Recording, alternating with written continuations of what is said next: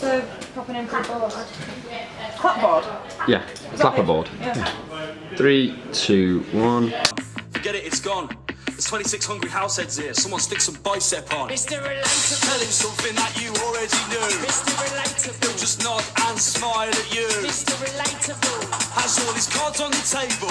He's 7 different accents, one for every occasion. Hello, kings, queens, and in-betweens. I'm Libby from Flare Magazine. I'm here with Mr. Relatable, Nomimono. What's happening? How are you doing, Vicky? Yeah, I'm good, thank you. How are you? I'm alright, thanks, darling. Shall we get into it? Yeah, let's do it. Okay, so I've seen you a few times performing, and you've always got a whiskey in your hand. Correct me if I'm wrong, it is whiskey, right? That's what it's yeah. What is your go-to whiskey when you're performing? It's just cheap and Irish, anything cheap and Irish. With Jameson's, usually. Respectable, respectable. I'm a Usually bourbon you girl can get myself. that. Usually you can get that on a rider. Bourbon's a bit sweet for me, unless it's in an old fashioned. You can't get that on a rider either, or I can't. You're not trying hard enough. Do you like battle the eyelashes a little bit? I think maybe that worked for you, but it worked for me. So it's a pretty standard interview question, but we've got to ask it. 5-band bill, dead or alive, who would be on your little festival?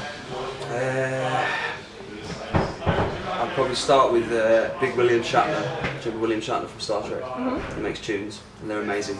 They're so good. He's got a tune called It Hasn't Happened Yet. Ooh. It's bleak and sad, but it'd warm everyone up. Yeah. A few tears and a few eyes. And then the Amazing Snakeheads, I went to go and see them in 2016, but Dale Barkley, I think that's his name. Yeah, they're a Scottish band, but he died before I got to see him, which is a real shame. Psychobilly, punk sort of stuff, that's really cool. The Prodigy, but with Keith Flint, would have been sick. Would have put that top of the bill. Ian Jury and the Blockheads. How many is that? 4. That was 4. Let's just chuck Johnny Cash in. Lovely. What would the name of your festival be? Big Mix Bits. There we go. What was your last dream about? I don't really dream. I can't remember the last dream that I had. I'm sort of daydreaming all the time. What do you daydream about? World domination. Did you ever see Pinky and the Brain? I did, yes. I'm Pinky, and sometimes the Brain. Ooh. Who's the brain when you're not sometimes the brain? Well, it's just me on my own a lot of the time, so Yeah. it's sort of split personality kind of deal, yeah. Ah, okay, interesting. Speaking of dreams, dreaminess, Backstreet Boys or NSYNC?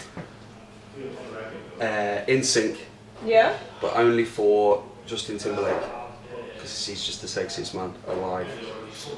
And then Backstreet Boys because of the way they dressed, like their aesthetic, like that 2000s, 90s, all white, Yeah. sort of angelic thing they had going on sometimes. It slays, it slaps hard, doesn't it? It does slay. Yeah. Could you be influenced to wear something like that on stage? I think I probably have in the past.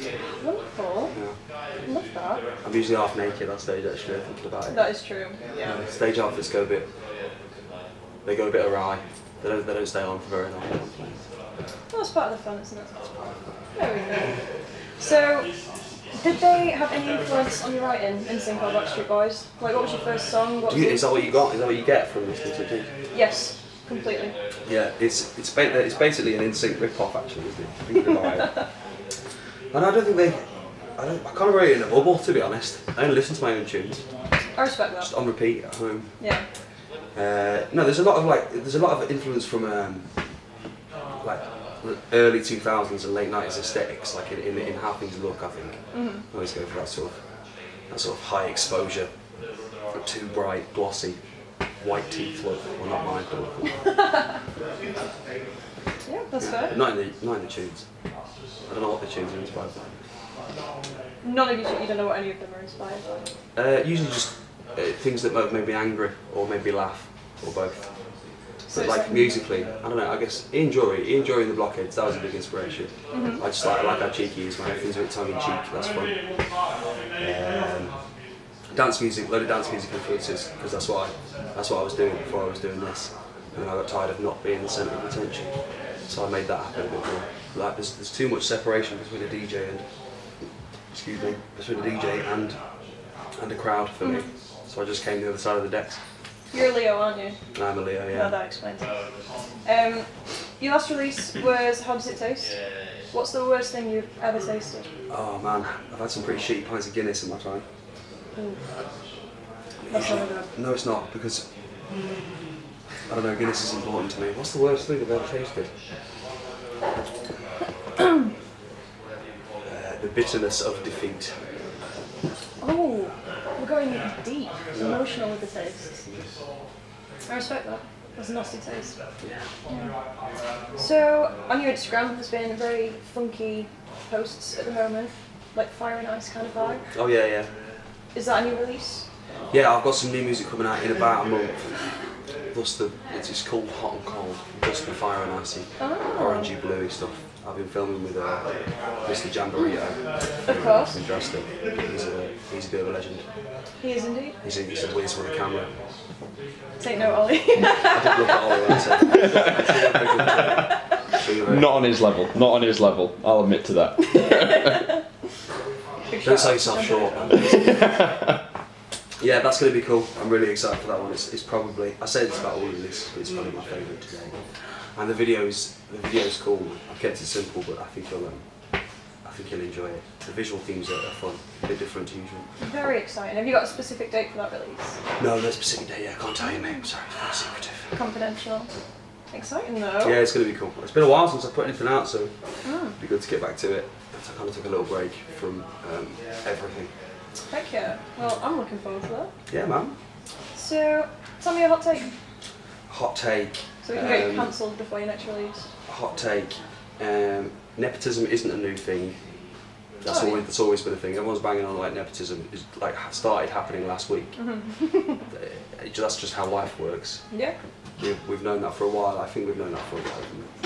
That's a boring one. And then band music is boring. Yeah? Yeah, categorically. Oh, you heard it here first.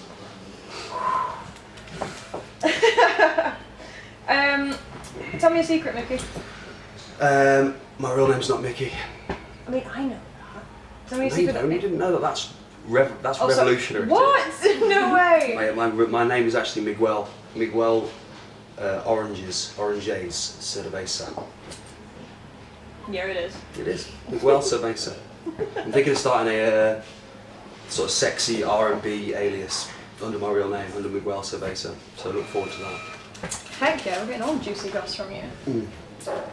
Who is, well, I mean, you said fun music's boring, so who's your favourite Sheffield artist at the moment, apart from yourself? Not all band music's boring.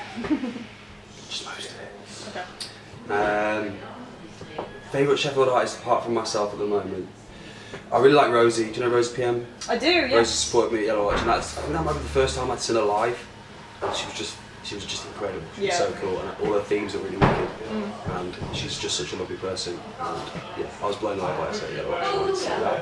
And then I'm going to pick another one up that's coming as well. Juice supported me. I'm going to shout out their band Champagne. Champagne are really cool. They're a band, but they're super loud, and they just do a great job at what they do. Amazing. Yeah. I'm going to say those for now. Yeah, respectable choice. There's a load of people I love. There's loads of people doing loads of cool shit in Sheffield. That is true. Everyone's up to something, and people really give a shit about music here.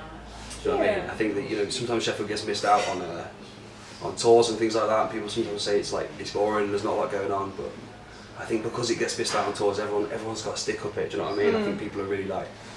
There's nice little scenes bubbling up all the time, and anyone says that it's shit, it's not boring here. You're boring. That is so true. That's what I'd say to you. Yeah. This has been short and sweet, but this is going to be the last question.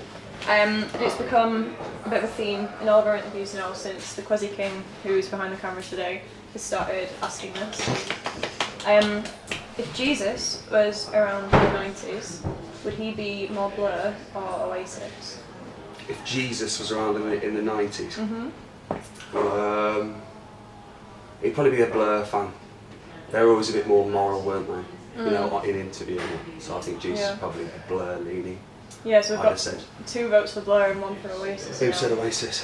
It was San Vito Rider, wasn't it? San Vito Rider. I think they're wrong. Who said Blur? Drastic. Drastic, they're correct. Is there anything you'd like your millions of fans to know before we wrap this up? Keep being sweet. Don't let the bastards grind you down. And you've got something in your teeth. So just pick that out before you keep smiling like that. Mickey Nomimono, everybody.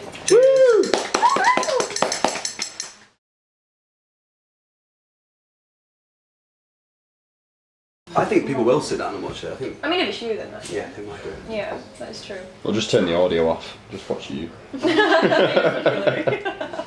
We should have a hard pan to you. It needs to be more prevalent.